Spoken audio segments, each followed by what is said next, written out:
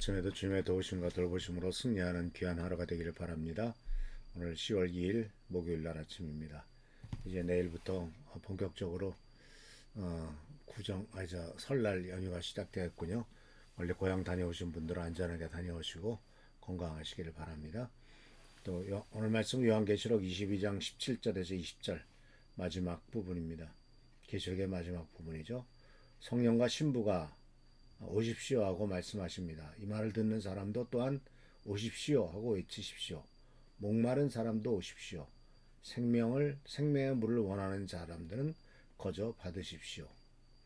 이 모든 계시를 증언하시는 분이 이렇게 말씀하십니다. 그렇다. 내가 곧 가겠다. 아멘. 오시옵소서 주 예수님.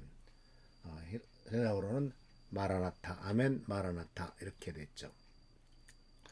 자, 이 말씀은 요한계시록 마지막 부분으로서 성령과 교회가 함께 드리는 간절한 초청과 기도를 담고 있습니다. 이런 단순한 결론이 아니라 모든 그리스도인이 품어야 할 자세를 보여주고 있는 말씀입니다. 먼저 성령과 신부가 말씀하시기를 오라 하시는도다를 생각해 볼 필요가 있습니다. 여기서 성령은 하나님의 영이시고 신부는 교회를 말합니다. 성령과 교회가 한 마음으로 우리들 보고 오라고 외치고 있습니다. 그리고 이 말은 바로 두 가지 의미가 있는데, 하나는 구원받지 못한 사람을 향한 초청입니다. 듣는 자도 오라 할 것이요 목마른 자도 오라 할 것이요 원하는 자는 값없이 생명수라를 받으라는 표현이 이를 보여주고 있고, 이것은 누구든지 목마른 자, 원하는 자는 값없이 와서 생명수를 받을 수 있다라고 하는 놀라운 선언입니다. 둘째는 주님의 재림을 향한 간절한 기도입니다. 아멘 주 예수여 어서 오시옵소서라고 하는 표현이 이걸 보여주죠. 이는 신랑 되신 주님을 간절히 기다리는 신부의 마음을 표현한 것입니다. 오늘 우리는 목마른 자, 듣는 자, 원하는 자 누구든지 와서 값없이 생명수를 받으라는 이 말씀이 참 굉장히 은혜로운 말씀이고 축복된 말씀이지만, 우리가 살고 있는 이 세상에서는 바로 이 생명수를 팔아먹는, 생명수도 아닌데 생명수라고 거짓을 붙여서 팔아먹는 정말 어처구니 없는 세상에 살고 있죠. 이단들이 그런 짓을 많이 합니다. 참. 그래서 그러나 성경은 분명히 말을 하기를 값없이 생명수를 받으라라고 말했어요. 주님께서 주시는 생명수는 돈 받고 파는 게 아닙니다. 하나님의 주신 축복도 축복하는 사람에게 돈 주고 축복받는 게 아니죠.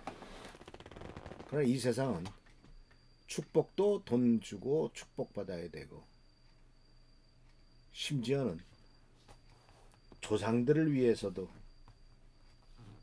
축복권을 사는, 잠깐 보니까 통일교에서는 몇 세대 위까지 해야 된다. 210세대, 460세대까지 거꾸로 다 계산하라. 그리고 세대당 얼마씩을 내야 된다. 참 도대체 그것을 또 믿고 돈 내고 하는 사람도 이해가 안 가지만, 그런 말을 통해서 많은 사람들을 미혹하고 있는 세상에 우리가 살고 있다는 것이 얼마나 깝깝하냐.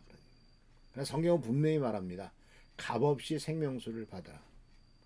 누구도 돈 받고 생명수를 준다고 이게 성경에서는 그렇게 되어 있지 않습니다. 그래서 주님은 분명히 오십니다. 그래서 진실로 오신다라고, 내가 진실로 속히 오리라 하는 주님의 약속은 우리가 정말 주님을 기다리는 근거가 되는 거죠. 주님께서는 약속하셨기 때문에 우리는 확신을 가지고 그분의 재림을 기다릴 수가 있습니다. 또 현대를 살아간 우리에게 주시는 이 말씀이 주는 의미는 무엇일까요? 첫째로 재림신앙의 회복의 필요함을 깨닫게 됩니다. 많은 그리스도인들이 주님의 재림에 대한 소망을 잃어버렸습니다. 이단들이 나서서 너무 재림에 대한 얘기를 하다가 사회에 무리를 일으키는 그 순간 재림에 대한 얘기는 쑥 들어가 버렸습니다. 또 세상의 일에 너무 올드한 나머지 이 세상이 마치 영원한 것인 것처럼 살아가고 있기 때문에 주님의 다시 오심을 잊고 지내고 있습니다. 그러나 초대교회 성도들의 가장 큰 소망은 주님의 재림이라는 사실을 기억하십시오. 그들은 주님이 오시기를 간절히 기다렸습니다. 그리고 또한 복음 전도의 긴급성을 느껴야 됩니다. 신부와 성령과 신부가 오라고 외치는 것은 아직 구원받지 못한 영혼들을 향한 간절한 부르짖음이죠. 주님의 재림이 가까울수록 복음 전도는 더욱더 시급한 일이 되고 있지 않습니까? 그리고 셋째로 현재의 고난과 어려움은 다른 관점에서 바라볼 수가 있겠죠. 이 세상의 모든 문제와 아픔은 주님이 다시 오실 때 완벽하게 해결될 겁니다. 지금 뭔가를 해결하려고 정부가 애쓰고 뭔가를 해결해보고 우리들 각자가 애쓰지만은 참 안 되는 일이 너무 많지 않습니까? 방해하는 세력도 많고요. 그러나 예수님께서 오셔서 이 세상을 완전히 변화시킬 때는 어느 누구도 방해하지 못하고 마귀도 방해하지 못하고 누구도 방해하지 못하고 하나님의 뜻이 온전히 다 이 세상에 이루어질 것입니다. 그래서 우리들은 매일매일 기도할 때 아멘 주 예수여 어서 오시옵소서라고 하는 마라나타의 기도를 매일매일 해야 됩니다.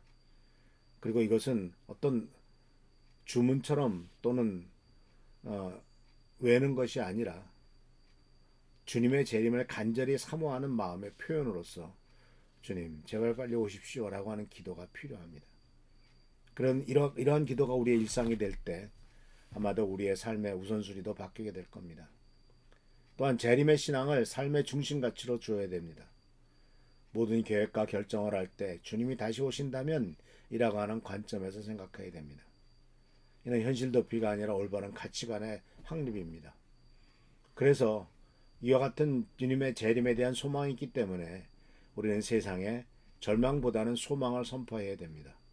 세상이 어두워질수록 교회는 더욱더 밝은 빛을 발해야 되고 주님의 재림이라고 하는 궁극적인 소망을 가진 교회는 어떤 상황 속에서도 절망하지 않습니다.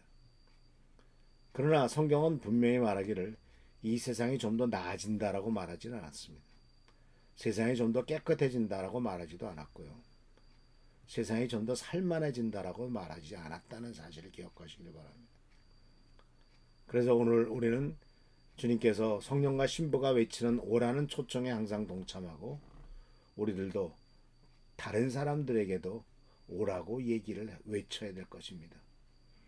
그래서 우리의 재림의 소망이 현재의 삶을 변화시키도록 살아야 될 것입니다. 우리는 재림의 신앙을 올바로 이해해야 됩니다. 재림 신앙을 현실 도피가 아니라 현실 참여의 동기가 되어야 됩니다. 주님이 다시 오신다는 확신이 있기 때문에 적극적으로 이 땅에 하나님의 뜻이 이루어지도록 하고 또 많은 사람이 주님을 믿고 따라갈 수 있도록 기도하는 우리 모두가 되기를 바랍니다.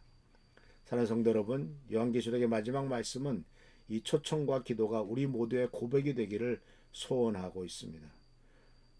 성령과 함께 신부가 된 교회가 함께 오라고 외칠 때 동시에 아멘 주 예수여 오시옵소서라고 하는 기도하는 삶을 살아가기를 축원합니다. 그래서 주님이 오시는 그날까지 우리 모두 기쁨으로 주님을 맞이할 수 있게 되기를 간절히 소망합니다. 기도하겠습니다. 자비로운 주께서 오늘도 함께 하시는 일 감사드립니다. 주께서 오시는 것만이 유일한 소망이요 희망인 것을 우리는 발견합니다. 이 세상은 점점 어두워지고 있고 정말 점점 악해지고 있습니다. 그리고 악을 선을 악이라고 하고 악을 선이라고 하는 완전히 뒤집어진 세상을 우리가 살아가고 있습니다. 주여 간절히 금과 나오니 우리들이 말씀대로 살아가도록 하시고 험한 세상에서 오직 승리하는 삶 복된 삶을 살아가도록 주여 축복하여 주옵소서. 도와주시길 바라옵고 예수님의 이름으로 축복하며 간절히 기도하옵나이다. 아멘. 오늘도 주께서 함께 하시고 축복하시기를 축원합니다.